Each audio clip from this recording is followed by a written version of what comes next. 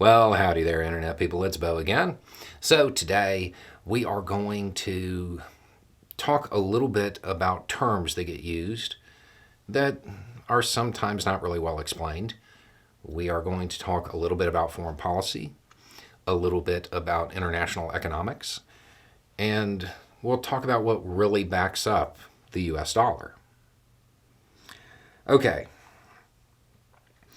so this last couple of days I've been going through my messages trying to catch up, if you couldn't tell from the videos coming out.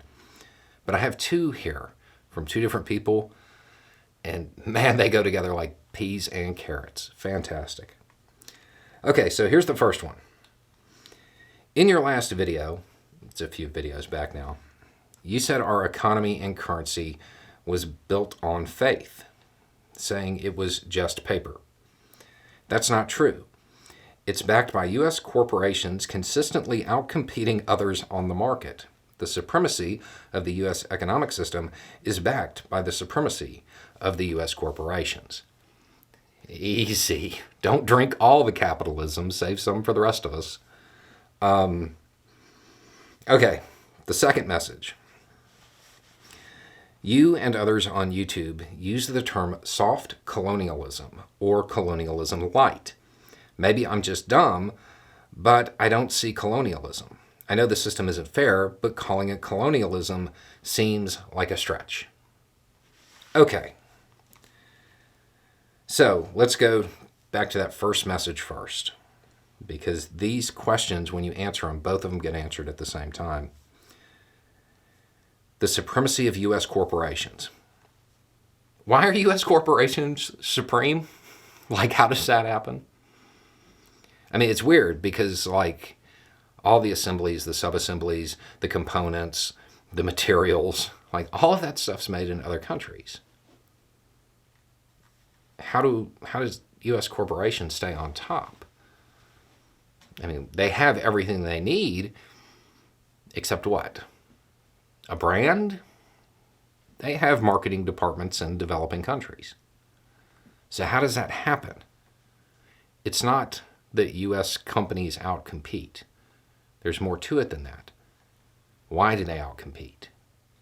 Because there are legal mechanisms that make it beneficial to give U.S. corporations a cut. You make those components, ship them here, we'll just put everything together real quick here, even though you made all of the individual parts, slap a Made in America logo on it. Don't worry, we'll take care of you. Right? Those legal mechanisms, those incentives to behave in that way, they help extract the wealth from these countries. We don't colonize with flags anymore. We colonize with corporate logos. So that's where the term soft colonialism comes from. But it doesn't answer the question of what actually backs up the US dollar, because faith is just a nice way to say it. It is more than faith.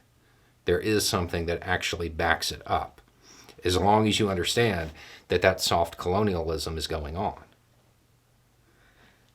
In a recent video, I talked about Chad, the country, doing a very Chad the meme thing. Chad was basically, it was kind of like, hey, we're going to nationalize the oil industry. Go read the comments of that video, and you will see what backs up the US dollar. Because the comments are stuff like, great, everybody's going to have to pretend they care about human rights in Chad now. Sounds like Chad needs some freedom. How long do you think it's going to take till we invade? The US dollar is backed up by that $800 billion a year defense industry. That's what keeps the legal mechanisms in place. Because if people don't want to play ball, well, maybe they need to go. That's how it happens.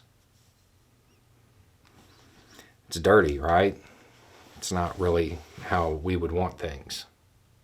It's not how I would want things. I want to be clear, this is one of those times when I'm explaining how something works, not saying it's a good thing. But if you want to fix it, you have to know what's broke. The West in general, make no mistake about it, we're not the only country that does this. The West in general does this a lot. We're probably one of the worst offenders. Other countries outside of the West do it occasionally, but that's how it works.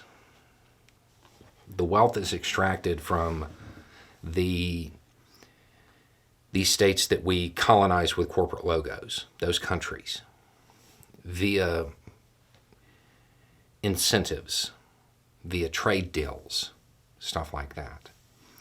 And if a country has resources that the market really needs, so U.S. corporations can maintain supremacy, well, maybe we care about human rights in their country all of a sudden. It's not good. But that's the nuts and bolts of it. It will stay this way until we move to a more cooperative rather than competitive world. Anyway, it's just a thought. Y'all have a good day.